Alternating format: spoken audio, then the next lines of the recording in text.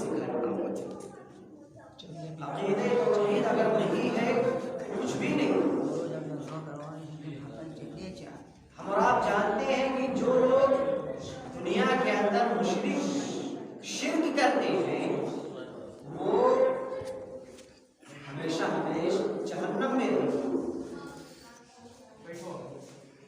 लेकिन अगर मुवहिद है, गर्चे थोड़ी बहुत गलतियां की हैं, गुनहगार हैं, लेकिन अल्लाह रब्बुल आलमीन उनको जन्नत के अंदर दाखिल करेगा जब वो अपने गुनाहों की सजा भुगत लेंगे उसके बाद। इसीलिए अकीदे तौहीद को सिखाना चाहिए। जितने नबी आए तमाम के तमाम नबियों की दावत का महवर जो था, मिशन था, वो क्या था?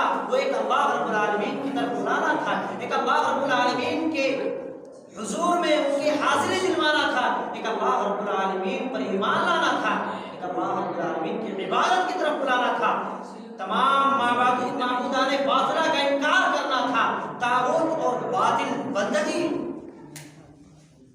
को छुटकारा दिलाना था। और इसी तरह से अल्लाह रब्बुल आलमीन ने सबसे आखिर में जनाब मोहम्मद रसूलुल्लाह सल्लल्लाहु अलैहि वसल्लम को भेजा, तो आप सल्लल्लाहु अलैहि वसल्लम ने भी कहा था, क़ूलू ला इलाहा इल्लल्लाह, लोगो ला इलाहा इल्लल्लाह कह दो, कामयाब हो जाओगे। इसी तरह अल्लाह के नबी सल्लल्लाहु अलैहि वसल्लम ने खाने काबा के अंदर 360 जो बुत रखे हुए थे उनको पाश पाश किया और यह आयत करीमा तिलावत करते जाते थे,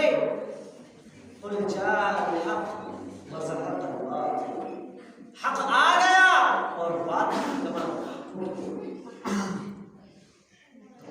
तमाम नबियों की दावत का मिशन जो था अकीदा सिखाना था, तौहीद सिखाना था, एक अल्लाह रब्बुल आलमीन से आशना कराना था।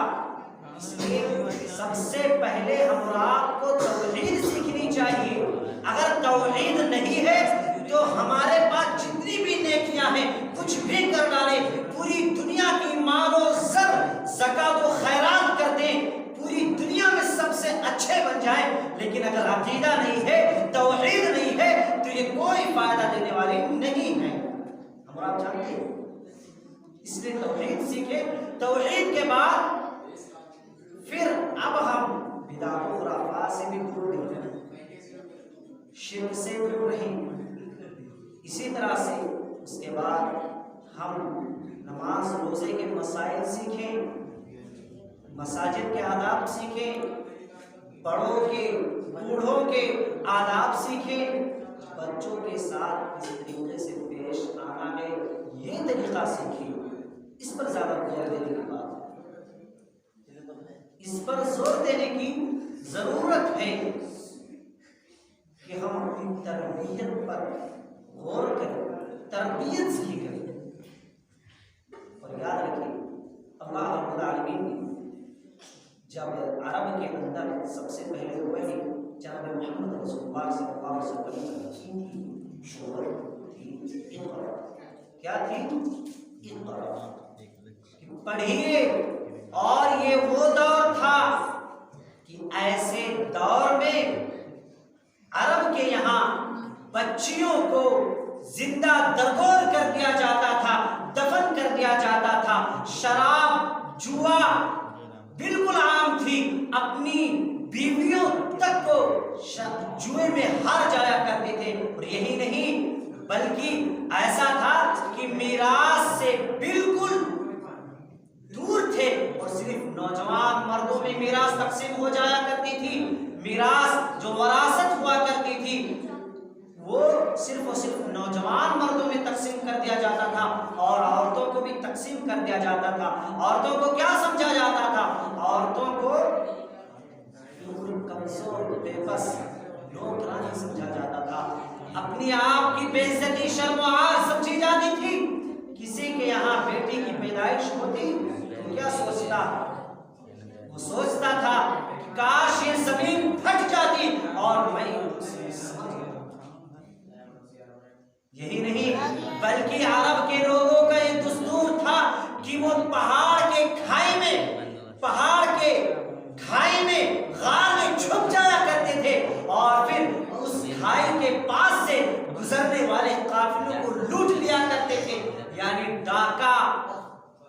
करते थे, चोरी किया करते थे अरब के लोग। लेकिन अल्लाह रब्बुल आलमीन ने सबसे पहले वही की क्या, इक़रा। किस लिए? इसलिए कि जब पढ़ेंगे तब इंसान बनेंगे, जब पढ़ेंगे तब चोरी छोड़ेंगे, जब पढ़ेंगे तब डाका छोड़ेंगे, और जब पढ़ेंगे तब बच्चियों को दरगोर करना छोड़ देंगे। अगर पढ़ेंगे तो शराब को हाथ नहीं लगाएंगे, शराब को मुंह नहीं लगाएंगे। इसलिए अल्लाह रब्बुल आलमीन ने इक़रा का लफ्ज़ इस्तेमाल किया। इक़रा कहकर सबसे पहली वही की जनाब मोहम्मद रसूलुल्लाह सल्लल्लाहु अलैहि वसल्लम पर। इसलिए जरूरत है हम और आपको भी पढ़ने की, तालीम की,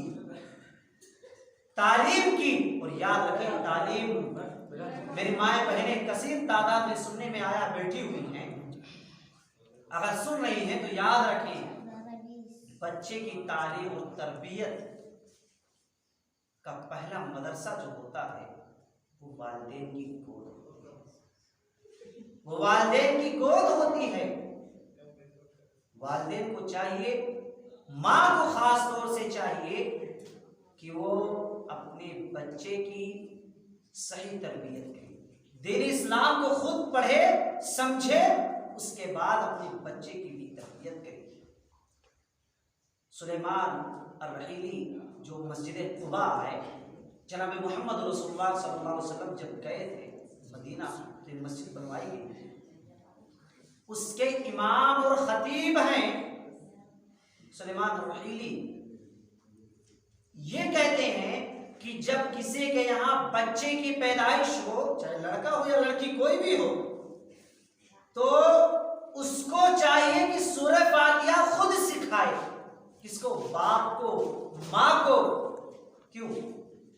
इसलिए कि जो हम आप सुनते रहते हैं मौलाना साहब जब कोई चीज बताते हैं या पढ़ाते हैं, अगर वो शख्स उस पर अमल करने लगा तो मौलाना साहब को सवाब मिलेगा, पूरा सवाब मिलेगा। इसलिए कहा गया, उन्होंने कहा कि बच्चे को पहले चाहिए कि वालिदैन सूरह फातिहा सिखाए, ताकि जब भी बच्चा सूरह फातिहा पढ़े तो अपने माँ बाप को सवाब पहुंचाए, अपने माँ बाप को सवाब पहुंचाए। और ये तरीका सबसे निराला है, सबसे निराला है। माँ बाप इंतकाल कर जाते हैं, बेटा जब बकरा ईद आता है तब पूछता है कि कुर्बानी करना कैसा है। अगर हम और आप सूरह फातिहा खुद इमाम से सीख करके अपने बच्चे को सिखा देंगे तो बच्चा जब भी पढ़ेगा सवाब मिलता रहेगा, कुर्बानी का मसला नहीं पूछेगा वो आगे। तो इसलिए खुद अपना मदरसा कायम करें, अपने से खुद पढ़ें और बच्चों को पढ़वाएं, अपना खुद पढ़ाएं। इमाम साहब, मौलाना साहब, मकतब के टीचर्स हैं, वो अपना काम कर रहे हैं, लेकिन हमारी जिम्मेदारी है कि हम अपने बच्चे को सिखाएं, पढ़ाएं, ताकि वो ये सारे सवाब हमें पहुंचा सके। मरने के बाद कब्र में हमें उसकी जरूरत है, उस जरूरत के वक्त वो मदद कर सके, ये जरूरत है अपने बच्चों के लिए। इसी तरह से जब हम और आप में किसी का इंतकाल हो जाता है तो मौलाना साहब नमाज जनाजा पढ़ाते हैं। अच्छा ये बताइए, मौलाना साहब हजारों जनाजा पढ़ा चुके हैं और जो दुआ जनाजे की है मौलाना साहब ज्यादा संजीदगी के साथ, बहुत ज्यादा अल्लाह रब्बुल आलमीन के सामने आजिज़ और इंकिसार करते हुए, आजिज़ी इजहार करते हुए पढ़ सकते हैं। या आपका बेटा, भाई किसी के बाप का, माँ का इंतकाल हुआ, मौलाना साहब नमाज जनाजा पढ़ाते हैं। अब हम आप सोचे कि मौलाना साहब किसी के बाप के, माँ के मरने पर रोते हैं? नहीं रोते हैं, वो ऐलान कर देते हैं। बस तकलीफ किनको होती है?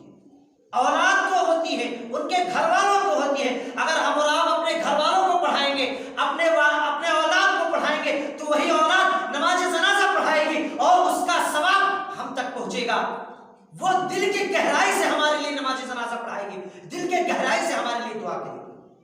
इमाम साहब वो जज्बा या वो तरीका नहीं इख्तियार कर सकते, वो अपनायत नहीं इख्तियार कर सकते जो एक औलाद अपनायत इख्तियार कर सकता है। एक औलाद के अंदर जो जज्बात होंगे अपने बाप के थे, इमाम साहब के पास नहीं है। इसलिए अपने बेटे को चाहिए, हम और आप अपने औलाद को के लिए कोशिश करें कि अपने औलाद को तरबियत दें, अपनी औलाद को सिखाएं, ताकि हमारा नमाज जनाजा हमारा औलाद पढ़ाए, हमारा बेटा पढ़ाए, ताकि डायरेक्ट हमारे बेटे की दुआ हमारे लिए। इमाम साहब की दुआ उतनी मजबूत नहीं रहती है, हर कोई जानता है, हर कोई जानता है। भाई अपनी औलाद से ज्यादा कोई और है जो माँ बाप के लिए दुआ कर सकता है अच्छे तरीके से? नहीं कर सकता। तो जरूरत है इस बात, इस चीज की। और आज से किसी भी उम्र में हो, पढ़े हो ना पढ़े हो, सोशल मीडिया का जमाना है। अभी हमारा आपने सुना कि मोबाइल का गलत इस्तेमाल ना करें, गलत इस्तेमाल ना, भाई मोबाइल का सही इस्तेमाल करें। उस बच्चे को पुरानी आयत लगा कर दे, वही नमाज जनाजा की दुआ लगा कर दे दे, सूरह फातिहा लगा कर दे दे। लॉकडाउन में हमने सुना कि 2 पारे का एक शख्स, एक 2 साल का बच्चा 29वें पारे का हिफ्ज कर लिया। 2 साल का बच्चा, 2 साल का बच्चा हिफ्ज कर लिया 29वें पारे का। किस तरह से? उनकी माँ कहती है कि मैं रोजाना लगा कर देती थी, वो सुनता रहता था, मैं खाना बनाया करती थी, हिफ्ज कर लिया। 2 साल का बच्चा। और आप देखें 2 साल के बच्चे बराबर अपने मामू और खाला को नहीं पहचान पाते हैं, है कि नहीं? ऐसा नहीं बोल पाते हैं, पानी की बजाय मम कहते हैं। वो तो पारा याद कर लेंगे, तो उसका सही इस्तेमाल करें। इसी तरह से हम आप जानते भी हैं कि बचपन में जो चीज याद कराई जाती है, जो चीज याद कराई जाती है, जो सिखाई जाती है, तरबियत दी जाती है, वो हमेशा ताउम्र रहती है, ताउम्र रहती है। इसलिए तो कहा गया 7 साल के जब हो जाए तो नमाज पढ़ाने के लिए कहो, नमाज पढ़ने के लिए कहो। इसलिए कहा गया, अभी फर्ज नहीं हुआ नमाज उस पर, लेकिन कहा गया अभी ट्रेनिंग दो, बचपन है। अगर अब ट्रेनिंग पटरी पर अगर आ गया बच्चा, तो दोबारा कहने की जरूरत नहीं है। और 10 साल का हो जाए तो मारो भी, लेकिन याद रखें 10 साल पर भी फर्ज नहीं हुआ नमाज। बालिग नहीं होता है बच्चा 10 साल पर, और नमाज उस पर फर्ज है जो बालिग हो जाता है, आकिल है, तमीज रखने वाला है, और कई शराइतें हैं। लेकिन बालिग का मसला है, यहाँ बालिग नहीं होता 10 साल पर। शरीयत ने कहा मारो, किस लिए? ताकि अभी भी मारने का हमारे अंदर पावर है, और मारोगे तो उस देर से पढ़ेगा। जब 15-20 साल का हो जाएगा तब मार पाओगे। अब कोई जानता है बाप नमाजी रहते हैं लेकिन बेटा नहीं जाता है, क्या करेंगे? बाप के सामने ही बेटा पता नहीं क्या क्या करता है, नहीं मना कर पाते। क्यों? इसलिए क्योंकि हमने शुरू में तरबियत नहीं दी। एक सहाबिया है, वो कहती हैं कि मेरे यहाँ एक बच्चे की जब पैदाइश हुई तो मैं जब भी वो पेशाब या पाखाना करता तो उसकी शर्मगाह पर पानी डाल दिया करती थी, हमेशा उसकी शर्मगाह पर पानी डाल दिया करती थी। वो सही हदीस से है, कहती हैं कि जब वो बड़ा हुआ, इतना बड़ा हुआ कि लोटे को, बदने को उठा सके, तो मैं देखती हूं कि खुद वो लेकर जाता है और इस्तिंजा करता है, पेशाब करने के बाद धुल लिया करता है। तो ये तरबियत का सिला है, तरबियत का सिला है। अगर हमने बचपन में तरबियत सही दी तो उसी तरीके से वो आगे भी करता जाएगा। अगर शुरू में तरबियत हमारी सही नहीं रही, ऐसा हुआ बाप बैठ गया, माँ बैठ गई, बीच में बच्चा है, बेटा उसको गाली दो, बेटा इसको गाली दो, वो चुड़ैल है, ये शैतान है, नहीं हो पाएगा काम। होता है ऐसा, होता है ऐसा। अब मतलब झूठ सिखाया जाता है ना, क्या मशहूर है अमर आप में कि बाप रहता है, कोई बुलाने आता है तो कहता है जाओ बाबू कह दो कि मेरे अब्बू नहीं है। बेटा जाकर कहता है अब्बू घर में क्या है, कह रहे हैं कि जाकर कह दो नहीं है। कहते हैं कि नहीं कहते? बेचारा मासूम है, आप झूठ सिखाने की कोशिश कर रहे हैं उसे, आपने तरबियत दी झूठ की, अब वो समझ गया, यहीं से लाइन पकड़ने लगा झूठ। फिर बाद में बड़ा होता है तो कहते हैं क्यों ऐसा कर रहे हो। सुल्ताना डाकू थे, सुल्तान वगैरह, उनका नाम सुने हैं। एक अंडे से चोरी की थी, उसकी माँ ने क्या कहा, शाबाशी दी थी ना। फिर उसके बाद फांसी के फंदे तक गया तो क्या हुआ था, माँ का जीभ काट लिया। तब ये मतलब एक मिसाल है कि तरबियत अगर शुरू में हमने नहीं दी तो आखिर में नहीं दे पाएंगे, आखिर में नहीं दे पाएंगे। और यकीन माने अगर हम अपने बच्चों की सही तरबियत देंगे तो ये इसाले सवाब बनेंगे, लेकिन अगर हम सही तरबियत नहीं देंगे तो यही बच्चे हमारे लिए कब्र के अजाब के जरिया भी बनेंगे। यही बच्चे जब हमने छोड़ा उनको, वो दूसरों को गाली गलौज देंगे, दूसरों के हक मारेंगे। आपके औलाद हैं, आपने यही सिखाया है, आपने यही तरबियत की है, तो भाई कनेक्शन तो है। क्या कहा जाता है, उलमा ने लिखा है, उलमा ने लिखा है कि काबिल ने जो कत्ल किया था ना हाबिल का, जितने कातिल हैं कत्ल करते हैं, उलमा बैठे जो जानते हैं, उस तक पहुंचता है गुनाह। अब हमने जो सिखाया अपने बच्चे को सही सिखाया तो क्या हुआ, सवाब पहुंचेगा। अगर गलत सिखाया तो क्या हुआ, समझ सकते हैं। बहरहाल ये तरबियत पर थोड़ा सा मुझे रोशनी डालना था, थोड़ी सी तो मैंने कह दिया। असल मौजू है मेरा विरासत का, लेकिन रमज़ान करीब है तो सोचता हूँ रमज़ान के ताल्लुक से चंद बात करूँ, बस ज़्यादा नहीं, बहुत मुख्तसर सी बात करूँगा। वो क्या है कि रमज़ान कोई और चीज़ होती है, जैसे रमज़ान या बकरा ईद या कुछ और, तो वो सब क्या होते हैं कि तक़वे की बुनियाद पर है। सबके अंदर तक़वा है। अल्लाह रब्बुल आलमीन ने कहा कुर्बानी अदा कर, बस ठीक है। और यहाँ रोज़े के ताल्लुक से या अय्युहल्लज़ीना आमनू कुतिबा अलैकुमुश सियामु कमा कुतिबा अलल लज़ीना मिन क़ब्लिकुम लअल्लकुम तत्तक़ून, यहाँ भी कहा गया तक़वा। तक़वा, मैं तक़वा का माना बताऊंगा, रमज़ान के उसमें नहीं जाऊंगा क्या है क्या नहीं। तक़वा का माना क्या है, हते गालिबन उमर रज़ी अल्लाह ताला अन्हु हैं, वो कहते हैं कि तक़वा कहते हैं ऐसी रास्ते पर, जिस तरह से मिसाल देते हैं, कहते हैं किसी ऐसे रास्ते पर चलो जहां नीचे गंदगी है, नीचे गंदगी है रास्ते में, और आसपास रास्ते के जो बगल दोनों साइड हैं रास्ते के, वहां खार धार कांटे हैं, और आप अपने कपड़े को समेट करके चल रहे हैं ताकि ना गंदगी लगे और ना वो कांटा चुभे। इसी तरह से दुनिया के अंदर रह करके आप बुराइयों से बचते हुए आगे बढ़ जाएं, नेकियां करते आगे निकल जाएं, बुराइयों से बचते हुए, यही तक़वा है, यही तक़वा है। और तक़वा में समझाने की कोशिश करूंगा इस तरीके से कि यकीनन रोजे से तक़वा आता भी है, रोजे में इंसान मुत्तकी बन जाता है, हकीकत ही मुत्तकी बन जाता है रोजे में इंसान। वो इस तरह से कि इंसान जब रोजेदार होता है, एक मुसलमान जब रोजा रखता है तो क्या होता है, उसके एक अलग कमरे में जाता, अकेले जाता है, कमरे में जाए, फ्रीज रखी हुई है, नल है, पानी है, ठंडी ठंडी बोतल है, पीता है पानी? नहीं पीता है। क्यों? अल्लाह उसे देख रहा है। तो रोजे से तक़वा हुआ कि नहीं हुआ?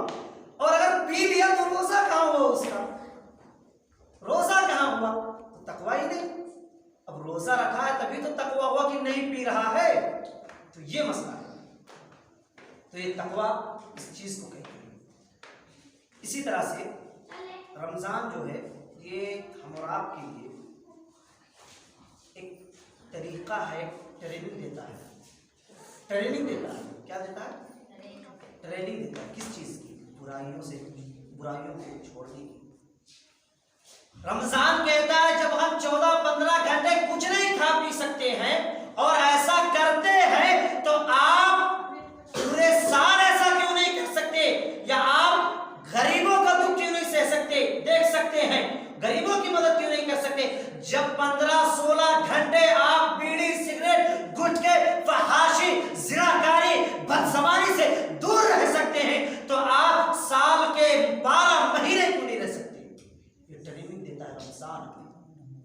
रमजान ट्रेनिंग देता है। जब 14-15 घंटे हम गुटखा नहीं खा सकते, नहीं खाते हैं, बीड़ी नहीं पीते हैं, तो भाई साल के 12 महीने क्यों नहीं कर सकते? ये ट्रेनिंग देता है रमजान। बस इतनी बात। अब मौजू, मेरी माए बहनें अगर सुन रही हो तो ध्यान से सुने, क्योंकि ये असल मौजू उन्हीं के लिए है, उसमें कोई बात भी नहीं करता। तो ये बात है कि विरासत, सबसे पहले विरासत का माना समझिए। विरासत किसे कहते हैं? विरासत हम आप जानते हैं कि जब कोई शख्स इंतकाल कर जाता है तो उसके माल जो बचते हैं वो विरासत है। वही विरासत है, वही मीरास है, वही तरका है, सब कुछ उसी को कहते हैं। किसे? मैयत के माल को, मैयत के माल को। हम और आप जानते हैं उसमें अरब के अंदर या और अध्ययन में क्या होता था, अभी क्या होता है दूसरे अध्ययन में, कि मीरास को सिर्फ बच्चों में तकसीम किया जाता है, बेटियों में नहीं, सिर्फ बच्चों में। और कहीं कहीं किसी मजहब में ऐसा भी है कि सिर्फ नौजवानों में तकसीम किया जाता है, और किसी मजहब में ऐसा भी है कि बड़े बेटे को दिया जाता है सिर्फ। उनकी तफसीर मेरे पास मौजूद है, लेकिन वक्त का तकाजा इसलिए शार्ट में चल रहा है। लेकिन जब इस्लाम आया तो उसने इन तमाम चीजों को तोड़ फेंका। इस्लाम आया तो उसने तोड़ फेंका, और औरत को इतनी अहमियत दी, इतनी अहमियत दी कि अगर वो बहन की या बेटी की हैसियत से है तो उसके साथ उसूले हुस्ने सुलूक, उसूले जन्नत, और अगर वो माँ की हैसियत से है तो उसके कदमों तले जन्नत, और अगर वो बीवी की हैसियत से है तो राहते और तस्कीन दिल है। तो ये इस्लाम ने बताया, और यही नहीं बल्कि कुरान करीम ने बाकायदा मुस्तकिल तौर पर औरतों का हक बताया है मीरास से। वो क्या है? आइए आयत करीमा देखिए। लिर्रिजालि नसीबुम मिम्मा तरकल वालिदानि वल अक़रबून वलिन्निसाइ नसीबुम मिम्मा तरकल वालिदानि वल अक़रबून, कि मर्दों और औरतों का उनके अकारिब, अक़रब का लफ्ज़ लाया गया है, सबसे ज्यादा करीब, उनके अकारिब और वालिदैन के तरके में से हिस्सा है, तरके में से हिस्सा है। अच्छा यहाँ गौर करें, अहले इल्म जानते हैं कि कुरान करीम ने यहाँ पर इजाज का रास्ता नहीं अपनाया है, बल्कि इतनाब का रास्ता अपनाया है। इतनाब जानते हैं किसे कहते हैं? इतनाब यानी कि अल्फाज ज्यादा हो, मानी कम हो। और कुरान करीम के बारे में बात मशहूर है कि अल्फाज कम हुआ करते हैं, मानी ज्यादा हुआ करते हैं।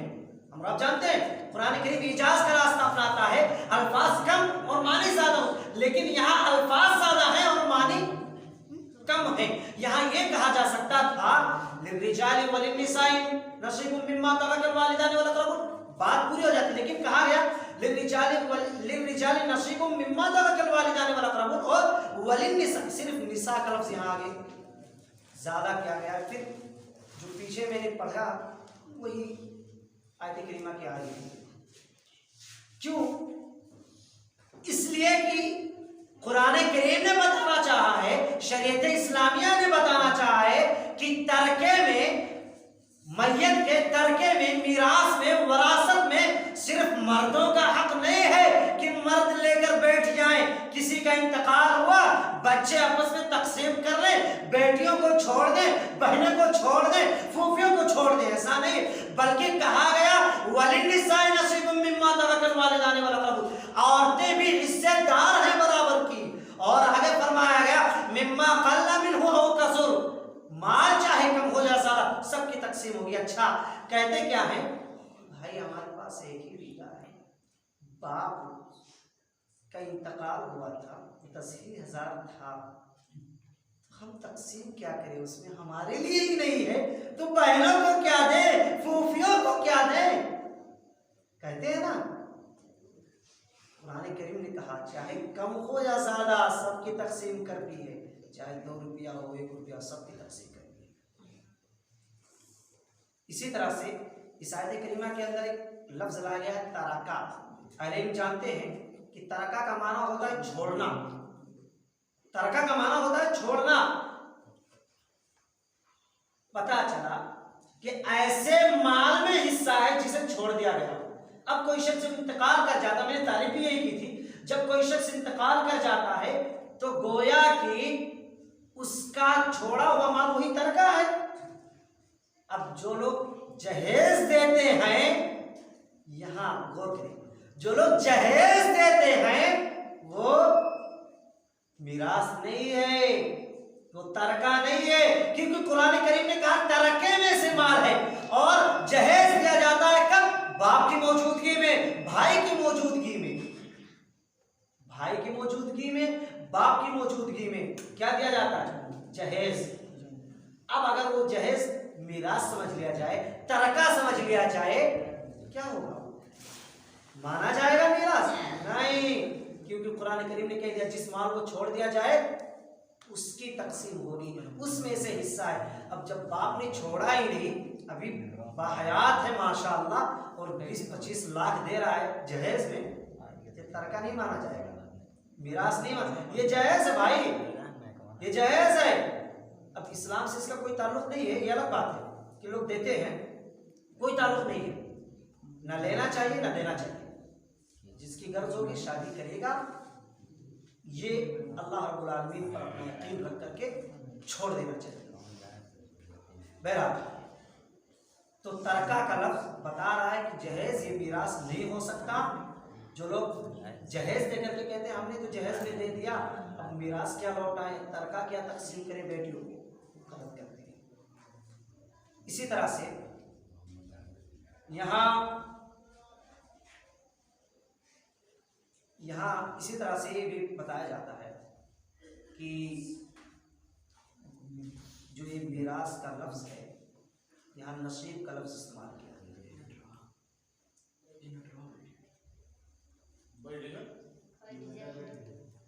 नसीब का लफ्ज इस्तेमाल किया है यहाँ पर, वैसे नसीब खराब। तो ये तकदीर थी, अल्लाह रब्बुल आलमीन लिख दिया, मुझे ईमान है रहमतुल्लाह इस पर।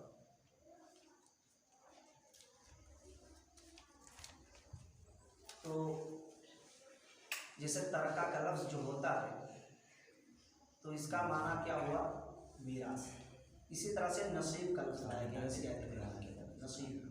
नसीब का माना क्या होता है? किसी चीज को मुतय्यन कर देना, किसी चीज को नसब कर देना, गाड़ देना। और अरबी में हिस्से के लिए हिस्सतुन का इस्तेमाल होता है, तो आप जानिए। लेकिन यहाँ नसीब का लफ्ज लाया गया, क्यों? इसलिए ताकि बताया जाए ये हिस्सा मुतय्यन है, ये हिस्सा गाड़ दिया गया है, नसब कर दिया गया है, इसे देना ही देना है, जी बताया गया।